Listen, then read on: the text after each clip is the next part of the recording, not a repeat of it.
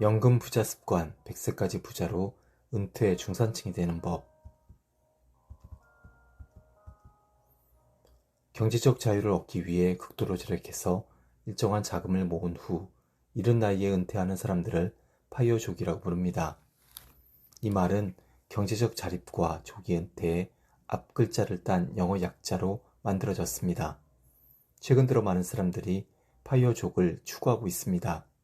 직장 생활에서 오는 스트레스나 피로감에서 하루빨리 벗어나고 싶은 것이 가장 큰 이유겠지만 코로나19 사태 이후 세계적인 통화량 증가와 자산 가격 상승으로 인해 근로소득의 가치가 급격하게 하락하는 것도 중요한 이유라 하겠습니다. 그러나 그렇게 조기 은퇴를 한 사람들의 삶을 들여다보면 직장에만 다니지 않을 뿐 전업 투자자나 디지털 노마드가 되어 또 다른 일을 하고 있습니다.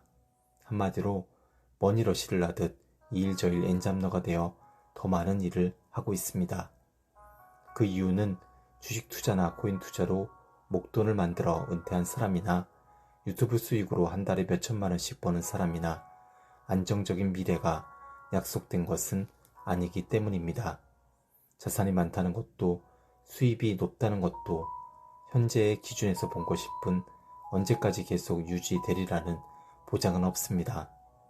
현재 우리나라에서 공무원이나 교사 같은 직종이 환영받고 있는 이유와 묶어서 생각해보면 죽을 때까지 기복 없이 안정적인 현금 흐름을 얻는다는 것이 얼마나 중요한지 알 수 있습니다. 그래서 은퇴 설계의 관점에서 본다면 재테크보다 중요한 것이 재무 설계입니다.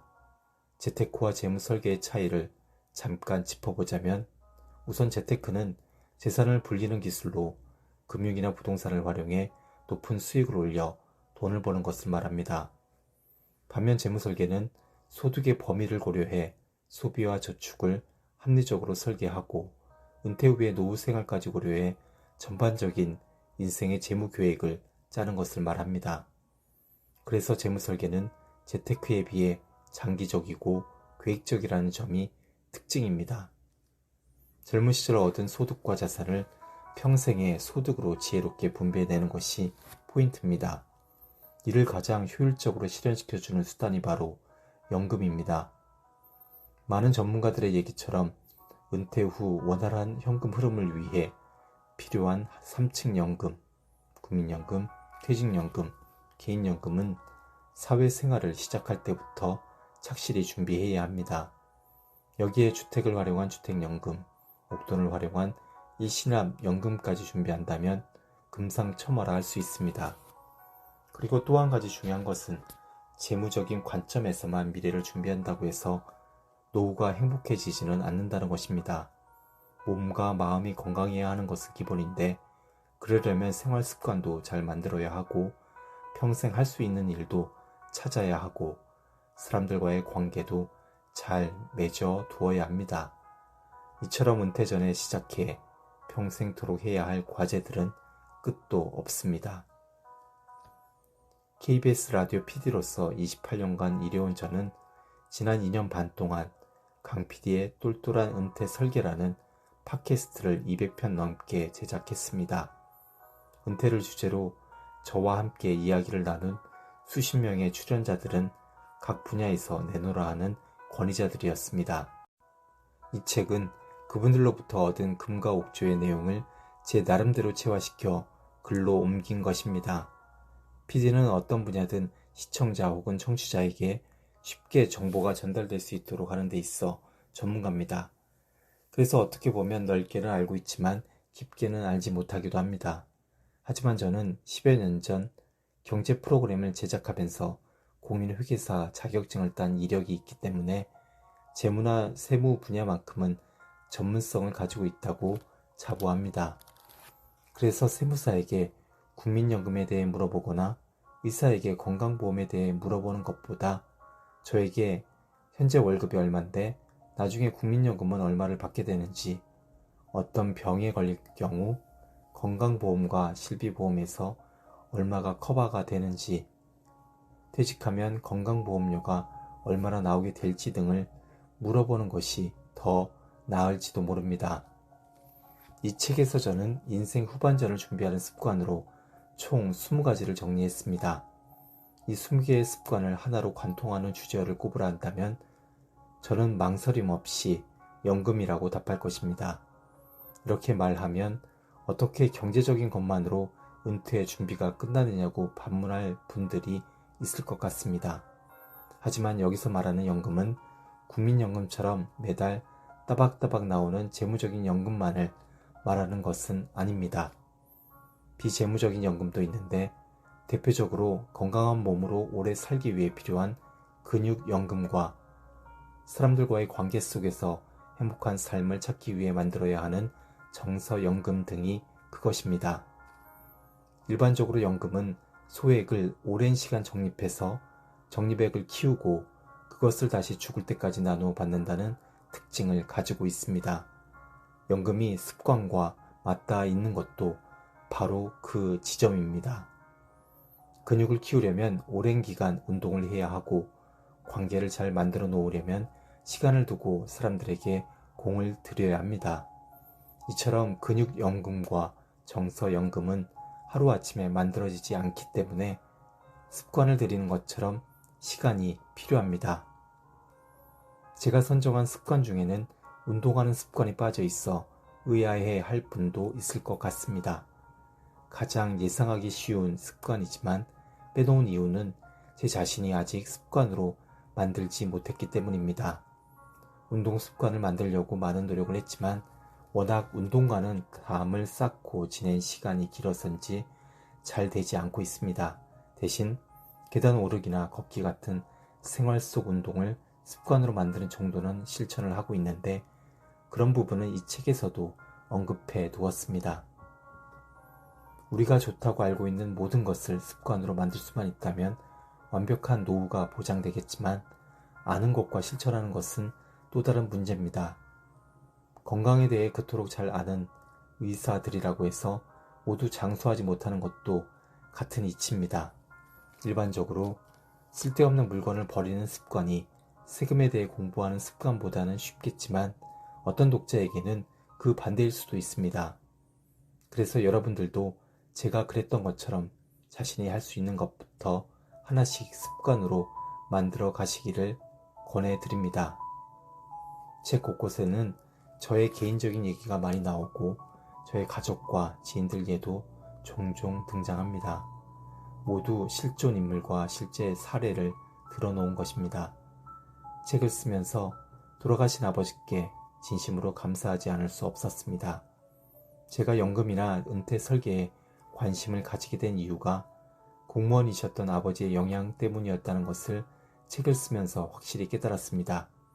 공무원은 퇴직 후 퇴직급여를 연금으로도 받을 수 있고 일시금으로도 받을 수 있습니다.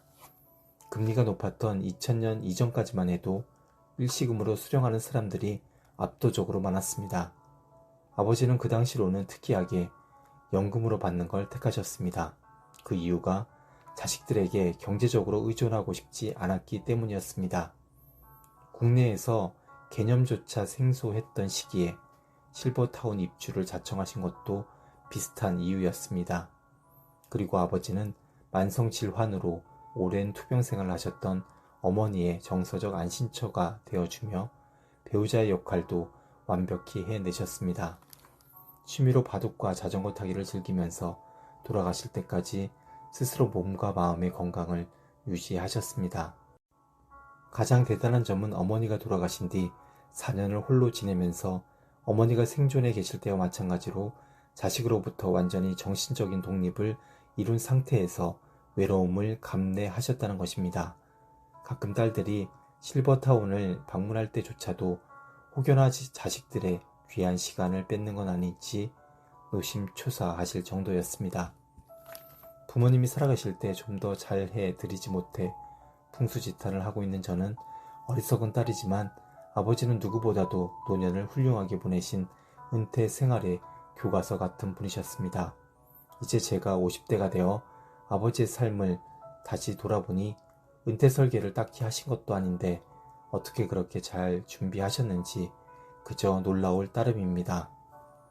돌아가실 때에도 유족들이 편하도록 미리 준비를 다 해 놓으셔서 아버지 소천 후 2주 만에 모든 정리를 다 마칠 수 있었습니다. 지금 제가 은퇴 설계 전문가를 자처하며 방송과 책을 통해 이건 이렇고 저건 저렇고 장황하게 얘기하고 있지만 진정한 전문가는 저희 아버지 같은 분이 아닐까 합니다. 독자 여러분 가운데도 저희 아버지처럼 특별한 준비 없이도 은퇴 생활을 잘 하실 수 있는 분들이 있을 것입니다. 하지만 기대 수명이 100세를 향해 달려가고 있는 요즘 같은 때에는 이전보다 더욱 철저한 준비가 필요한 것은 분명한 사실입니다. 책의 1부에서는 재무적인 면에서 필요한 준비 항목을, 2부에서는 비재무적인 면에서 필요한 준비 항목을 구분해서 다루었습니다. 사실 모든 습관들은 유기적으로 연계되어 있어서 구분의 실익은 크지 않습니다. 예를 들어 우아하게 가난해지는 습관을 기르려고 몸을 많이 움직이다 보면 돈도 절약되고 건강도 좋아집니다. 취미를 만드는 습관이나 뇌를 쓰고 독학하는 습관을 기르다 보면 그것을 통해 제2의 직업이 될 만한 무언가를 찾아 평생 현역으로 활동할 수도 있습니다. 인생 후반전을 다루는 글의 특성상 가장 많이 등장하는 용어는 은퇴입니다. 사전적 의미의 은퇴는 직임에서 물러나거나 사회활동에서 손을 떼고 한가로이 지내는 것으로 완전히 일을 놓은 상태를 말합니다. 하지만 많은 경우 주된 직장에서 물러나는 것, 즉 퇴직과 같은 의미로 쓰이고 있습니다. 또는 하기 싫은 일을 생계 때문에 억지로 하지 않는 것을 은퇴로 보기도 합니다. 이렇게 다양한 의미로 쓰이고 있는 은퇴라는 단어를 독자 여러분께서는 문맥에 맞게 감안해서 읽어주시면 좋겠습니다. 이 책의 아이디어는 좋은습관연구소의 이승현 대표님께서 제시해 주신 것입니다. 이 기획이 없었다면 다른 책들과 마찬가지로 뻔한 얘기만 나열된 평범한 책이 되었을 겁니다. 그리고 제 책의 각종 예화로 등장하는 가족과 지인들께도 감사드립니다. 제가 50대이다 보니 제 나이를 전후한 동료나 선후배의 실제 사례가 책을 쓰는 데 있어 큰 도움이 되었습니다. 덕분에 딱딱할 수 있는 글이 생생한 이야기로 거듭날 수 있었습니다. 그동안 제 팟캐스트에 출연해주신 모든 출연자들께도 감사드립니다. 그분들 덕분에 조각조각 알고 있던 지식의 단편들이 은퇴의 지혜로 실체를 갖게 되었습니다. 그 중에서도 특히 미래에셋 투자와 연금센터 이상권 대표님께 받은 도움은 말로 표현하기 힘들 정도입니다. 팟캐스트 강PD의 똘똘한 은퇴 설계 시작부터 첫 번째 시즌이 끝나기까지 2년 반 동안 공동 진행자로서 수십 년 동안의 독서와 경험으로 다져진 지식과 지혜를 프로그램에 대방출해 주셔서 너무나 큰 도움을 받았습니다. 남편 형산에게도 감사드립니다. 대학에서 경영학을 전공한 남편은 저와 함께 수년간 은퇴에 관해 같이 공부하면서 제가 새로운 일을 시작하는 데 있어 듬직한 페이스메이커가 되어 주었습니다. 제 글의 첫 독자로서 글의 오류를 지적해주고 적절한 예시를 생각해주기도 하면서 함께 책을 썼다고 해도 과언이 아닐 정도로 많은 도움을 주었습니다. 마지막으로 지금의 저를 있게 한 하늘에 계신 부모님께 이 책을 바칩니다. 2022년 1월 여의도에서 연금부자 청윤 강성민